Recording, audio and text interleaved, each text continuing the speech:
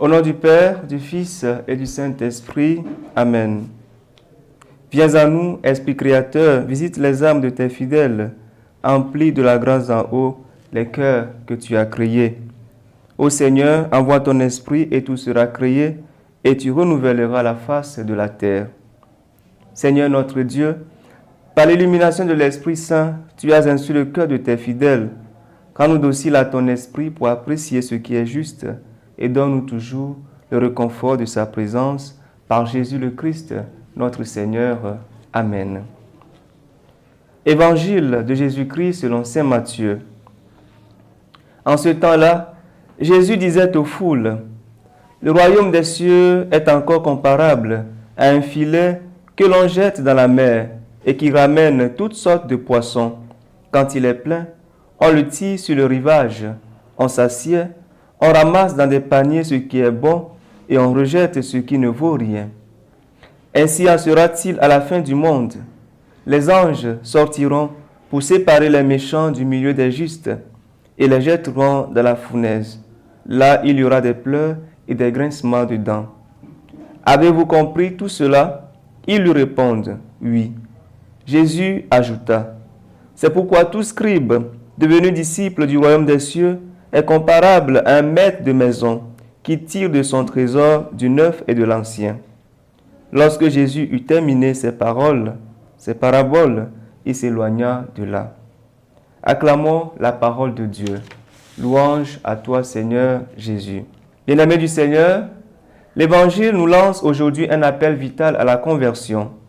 Jésus nous peint la réalité de manière nette et l'avertissement est clair. L'heure n'est plus au sommeil. Nous devons donc choisir Dieu à nouveau pour ne pas prendre le risque de placer notre vie au bord de l'abîme. Nous devons choisir notre camp, celui du Christ. Autrement, nous serions contre lui. En prenant le chemin de la conversion, nous optons d'appartenir au Christ et de mener une vie digne de son nom. Nos efforts de chaque jour doivent nous conduire à fonder notre vie sur la recherche d'une unité qui tire sa source dans le Christ. Il nous faut nous remettre entre ses mains et laisser la grâce nous façonner. Notre quotidien doit devenir le tissu de cette réalité. Aussi, par le fait que nous ignorons le moment où viendra notre rencontre avec le juge éternel, nous devons vivre chaque jour comme s'il devait nous juger le lendemain. C'est donc une invitation à vivre avec intensité et responsabilité notre foi chrétienne. Il ne s'agit pas d'avoir peur, mais de vivre dans l'espérance ce temps de grâce, de louange et de gloire. Le Christ nous montre le chemin de notre glorification. Il est le chemin de l'homme et par conséquent, notre salut et notre bonheur. Et si nous possédons tout avec le Christ, nous ne pouvons pas cesser d'aimer l'Église qui nous aide à le voir et qui est aussi son corps mystique. Il nous faut garder à l'esprit qu'il n'y a rien de mieux que le Christ et l'accomplissement de sa volonté.